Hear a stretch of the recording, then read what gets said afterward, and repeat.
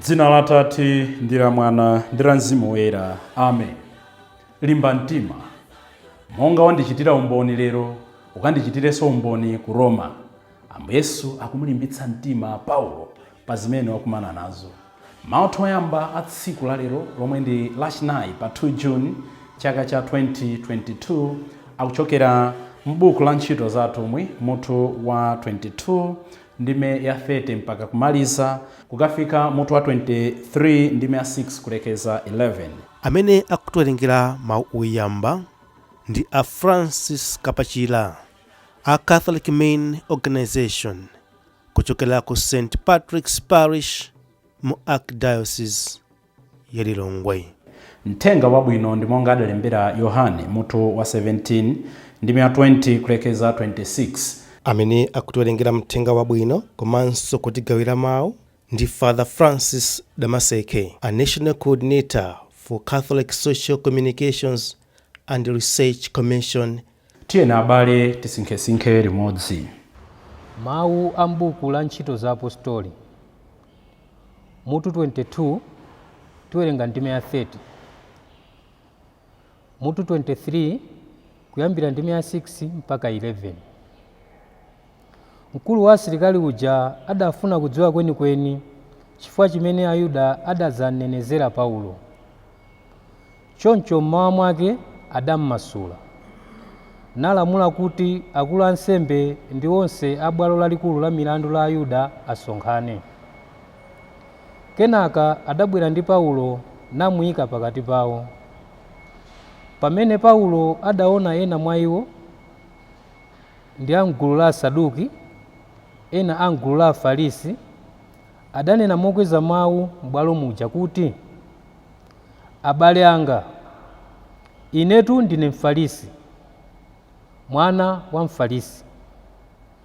Ineyo ndikuweruzidwa chifukwa ndimakhulupirira kuti anthu adzauka kwa akufa. Atanena zimenezi, Afarisi ndi Asaduki aja adayamba kukangana, ndipo msonkhano udagawana. Paja Asaduki amati anthu sadzauka kwa akufa, ndiponso kuti kulibe angelo kapena mizimu. Koma Afarisi amakhulupirira zonsezi. Anthu aja adayamba kufuwula kwambiri. Tsono aphunzitsi ena amalamulo a gulu la Afarisi adayimirira nanenetsa kuti, sitikupeza konse cholakwa mwa munthuyo ayi. Mwina nkukhala kuti mizimu kapena ngelo walankhula naye.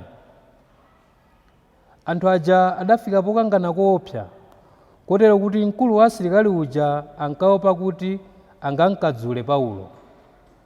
Choncho adalamula asilikali kuti, pitani mukamulanditse kwa anthuwo, mukamulowetse mlinga la asilikali. Tsiku lomwelo usiku Ambuye adadzayima pafupi ndi Paulo namuwuza kuti, limba mtima. Monga wandichitira umboni kuno ku Yerusalemu, uyenera kukandichitiranso umboni ku Roma. Mawu a Ambuye. Ambuye akhale nanu. Mawu a mthenga wabwino monga adalembera Yohane oyera. Ulemu kwa inu Ambuye. Mutu wa 17 ndime ya 20 kulekeza 26. Pa nthawi yomweyo Yesu adapemphera ponena kuti, sindikupempherera iwo okhawa ayi, komanso amene adzandikhulupirira chifukwa cha mawu anu. Ndikuwapempherera kuti iwo onse akhale amodzi. Monga inu Atate mmakhala mwa ine ndi ine mwa inu, iwonso akhale mwa ife. Motero anthu onse adzakhulupirira kuti ndinu mudandituma. Ulemerero omwewo umene mudandipatsa ndawapatsa iwowo, akhale amodzi monga ife tili amodzi. Ine ndikhale mwa iwo, inu mukhale mwa ine, kuti akhale amodzi kwenikweni. Motero anthu onse adzazindikira kuti mudandituma ndinu, ndipo kuti mumawakonda monga mwandikondera ine. Atate, ndifuna kuti amene mudandipatsa iwonso akhale pamodzi ndi ine, kumene ndili. Ndifuna kuti aone ulemerero wanga umene mudandipatsa, chifukwa mumandikonda dziko lapansi lisanalengedwe. Atate olungama, anthu odalira zapansi pano sakudziwana ayi, koma ine ndimakudziwani, ndipo awa ali panowa akudziwa kuti ndinu mudandituma. Ndidawadziwitsa dzina lanu ndipo ndidzawaphunzitsabe. Ndifuna kuti chikondi chimene mudandikonda nacho chikhalenso mwa iwo ndipo ine mwa iwo. Mthenga wa Ambuye. Ulemu kwa inu Ambuye Yesu Khristu. Abale ndi alongo, tikupitiriza ndi pemphero la Ambuye Yesu lotipempherera, Jesus Priestly Prayer, imene ndi chapter chose 17 cha mthenga wa Yohane. Tikangomaliza pemphero limeneli, Ambuye Yesu akuyamba kusauka, Ambuye Yesu ayamba kukumana ndi zokhoma. N'chifukwa chake mpemphero lake lotsirizira, Ambuye Yesu akupempherera mtendere, akupempherera umodzi. Mmawa amene tawerenga tsiku la lero akamba kangapo mobwereza Ambuye Yesu. Atate ndikupemphera kuti akhala amodzi. Atate mwasunge kuti akhala amodzi. Monga inu ndi ine tili amodzi, Atate akhala amodzi. Akupemphera, akumva kulemedwa mu mtima mwake, koma ndi pemphero limene akulipereka ngati nsembe. Nthawi zonse inu ndi ine timafuna madalitso a Mulungu. Ndi Mulungu wa mtendere, ndi Mulungu wa umodzi.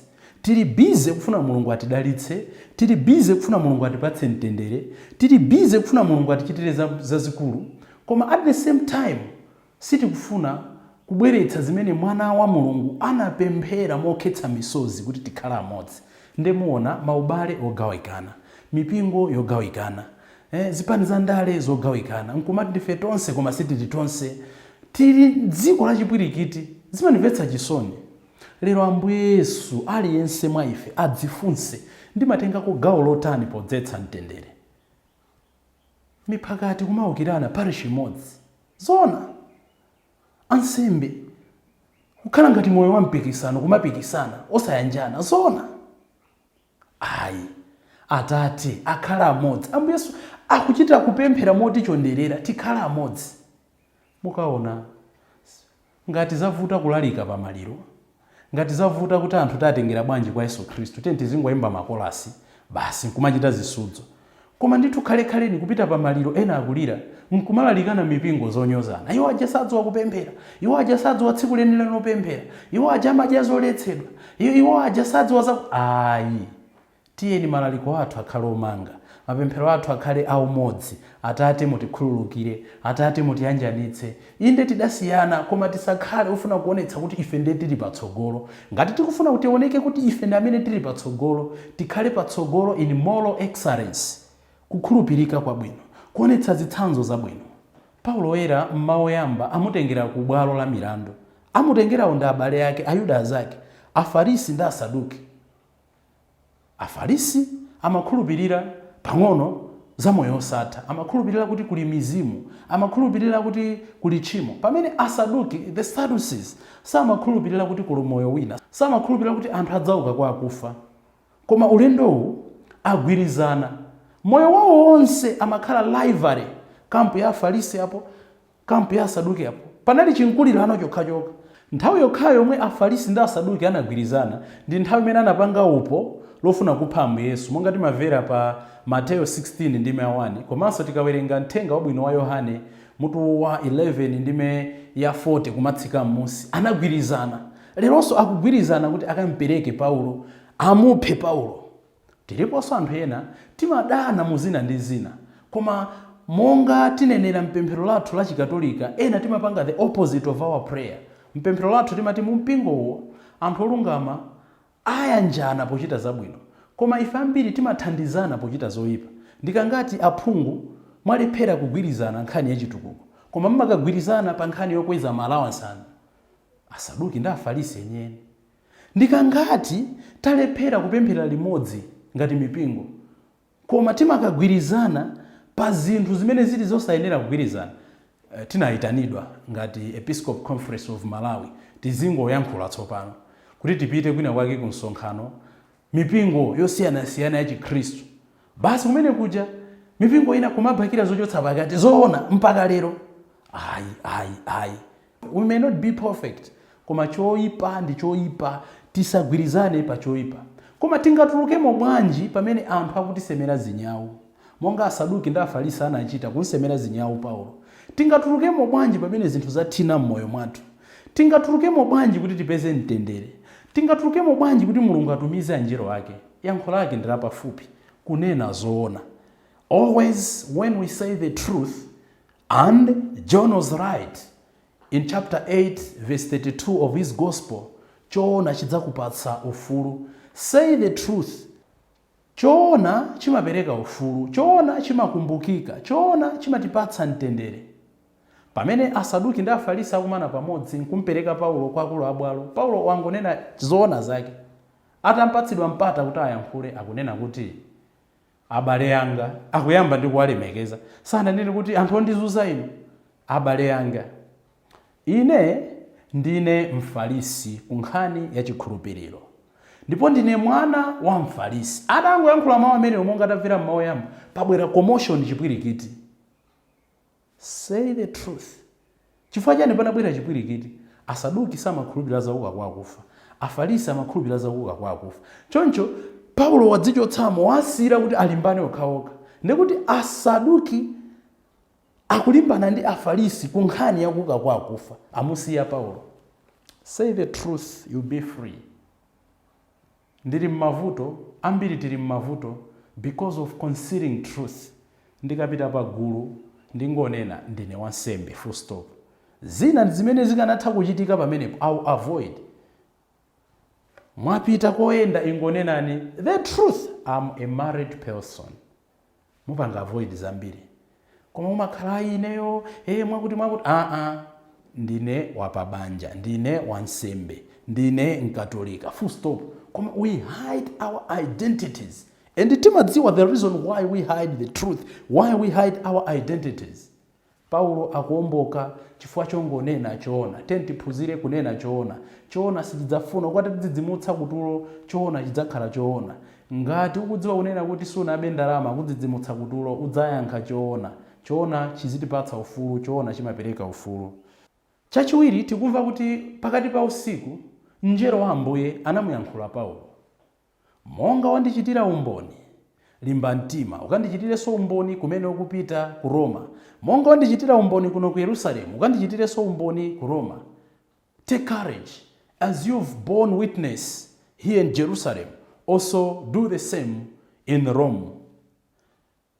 Mawu amene wakundidzidzimutsa kwambiri munjira ziwiri. Choyambirira timayembekeza kuti Ambuye Yesu potuma angelo awo, angelo amuyankhula Paulo onena kuti waona timakuuza tikuteteza, tinakuuza osamakayikira ya. Komayi akumuuza kuti monga watichitira umboni, pitanso ukatichitire umboni wina. Meaning zimene zokhoma ukumana nazo ukakumana nazo ukoko, koma ifeyo tikakupambanitsa. Ndi mawu amphamvu kwambiri. Mavuto amene timadutsamo sikutha kwa zonse, amangotikonzekeretsa to the next challenge. So zimene ndakumana nazo lero zimandikonzekeretsa kuti ndikadzakumana ndi zina ndidzachite bwino kuposa. Ngakhale ndikadutse mu zazikulu zimene ndadutsana nazo, zikundikonzekera ku zazikulu zina zazikulu zimene ndidzakumana nazo.